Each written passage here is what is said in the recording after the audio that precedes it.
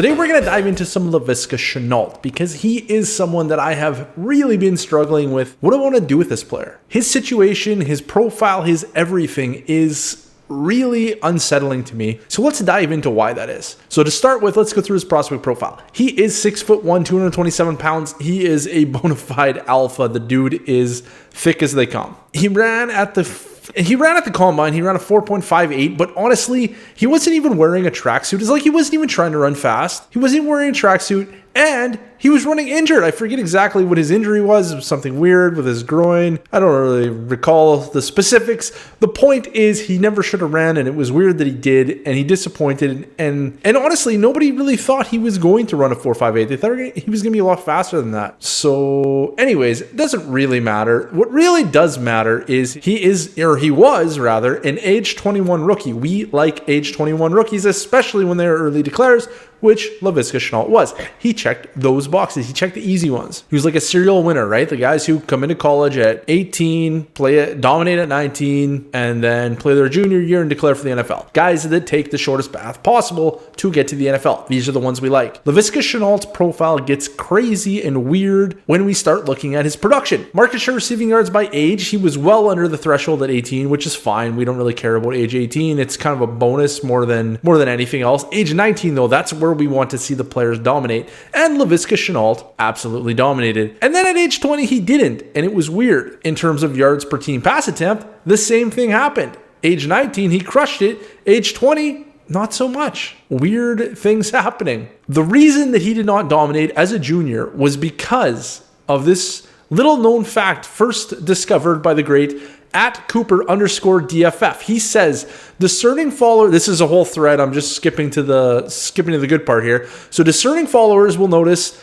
two games stick out on the Tony Brown game log, ASU and Arizona. Of Tony Brown's season-long numbers, 34% of his receptions, 41% of his receiving yards, and 60% of his receiving touchdowns came from those two games. Literally half his production came in two games. He did nothing else the rest of the season. This is in 2019. This is Laviska's final year in college. Want to know what happened? Laviska Shenault missed two games, the ASU game and the Arizona game. So Tony Brown was the only guy on the field. Tony Brown caught all the passes, got all the yards and all the touchdowns. And that completely skewed Laviska Shenault's profile. Because if Laviska Shenault hits in that junior year, like he would have, had Tony Brown not exploded for these two games, we would be talking about Laviska Shenault, the bulletproof prospect. Unfortunately, we are not. We're talking about Laviska Shenault, the long shot prospect. In my old variation of how I did the grades before I used actual math and had an actual process, I just kind of eyeballed it. And this was one of the things that I felt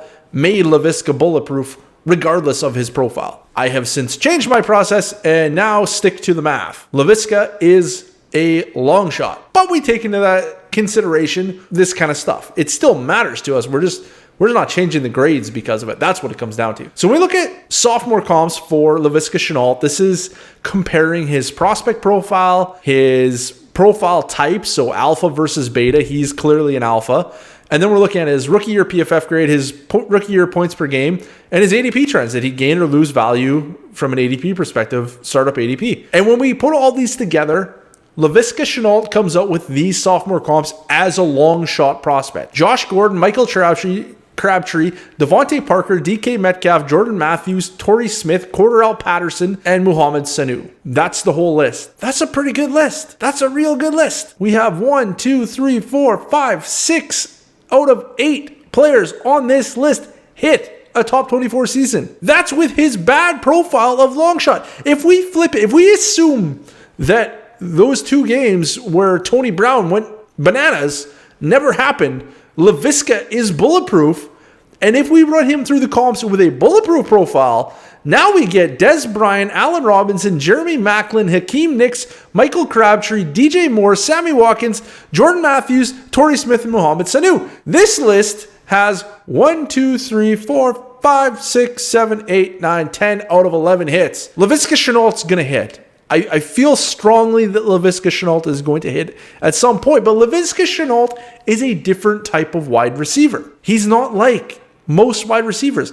In college, as he was coming out in college, people were talking about how he was like a kind of a gimmicky wide receiver, right? Like he rushed out of the backfield. He could catch short passes. He could catch long passes. He could do it all, basically. Well, he didn't catch long passes, but he could catch your intermediate passes. He could play the X receiver, and then he could do all this weird stuff out of the backfield, which is great for versatility, but not really what we're looking for from a fantasy football perspective. And I felt like in Jacksonville, he had a really low average depth of target. They wanted to keep him in and around the line of scrimmage. Not like Deebo Samuel low, not ridiculously low, but lower than you would have liked is maybe the way to put it. And now heading into his second year, we have Trevor Lawrence coming to town. And Trevor Lawrence, as you know, is one of the best quarterback prospects we've ever seen. There should be a tidal wave of hype coming for Laviska Shenault once we get to training camp and Trevor Lawrence is in shorts throwing passes to Laviska Shenault, and it's going to be great. I'm here for it. I am really excited for this moment in time. And then the other thing that happened this offseason is Urban Meyer was coming to town, and we were kind of thinking, hey, Laviska Shenault's kind of a gimmicky wide receiver. Urban Meyer has a long history of Percy Harvin type wide receiver usage, right? Percy Harvin, Curtis Samuel, Paris Campbell, like all these guys kind of had the same type of role. They were used in and around the line of scrimmage, out of the backfield, so on and so forth. And I'm thinking Laviska Shenault's a perfect fit.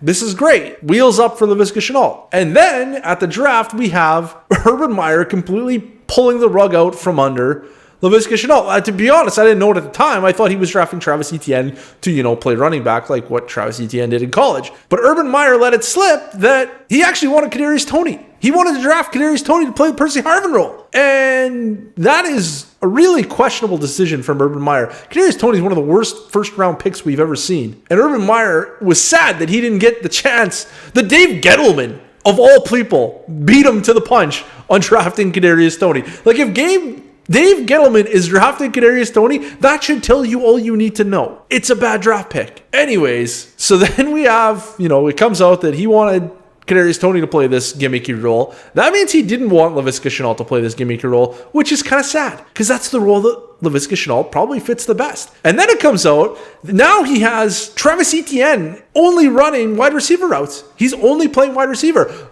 He wants to put Travis Etienne in the same role as Percy Harvin. He wants Etienne to be in that role. And now I'm thinking again, Laviska Shenault got passed over for this role. And it's just like, Urban Meyer, WTF, mate? What are you doing? So, yeah, basically we have Shenault very unlikely to play the Percy Harvin role, which means he's going to play outside more than likely. Or maybe not at all. Maybe they're going to do something completely strange with him. I have no idea. My assumption is DJ Chark stretches the field. Laviska Shenault plays X, which I'm not exactly sure how good Laviska Shenault is going to be at playing X in the NFL. We'll find out this year. But people have been telling me for years, when I say don't draft these Ohio State players because they don't produce, but that's because Urban Meyer wide receivers don't produce unless they play the Percy Harvin role. So now we have Laviska Shenault playing the role that you keep telling me that wide receivers don't produce in. So I'm just really uncomfortable with this Laviska Shenault situation, despite me thinking that he's actually a pretty good player. It's very confusing to me. So now I'm looking at, this is just a value play, right? We have faith that Laviska Shenault is probably going to be a good player at some point in time, but I don't know that it's going to happen this year. Urban Meyer's doing weird stuff. What if he ruins Trevor Lawrence?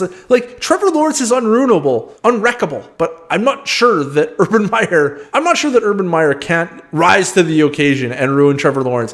I'm just very concerned, is maybe the way to put it. So now it's just a value play, right? What can we get for Laviska Shenault? Is it worth pivoting? And when you put him into KeepTradeCut.com, a trade calculator, which is pretty damn slick, it pulls out the 201 Tyler Lockett, a late 23 first, and Elijah Moore. And I'm thinking, if I can get Elijah Moore for Laviska Shenault, I'm doing it. And here's the reason why I'm doing it. Rookie wide receivers have a tremendous amount of built-in insulation. We don't expect, as a community, we do not expect rookie wide receivers to produce fantasy seasons. We expect them to impress. And if they impress, their ADP goes up. They get more value. So now I can decide after their first year, do I want to invest further in this player by holding them on my roster, or do I want to punt them and re-roll for the next thing and hope that the next thing gives me more confidence moving forward? That's where I'm at with Laviska Shenault. So with Elijah Moore, I believe that he is a good football player, and I believe that he is going to impress as a rookie,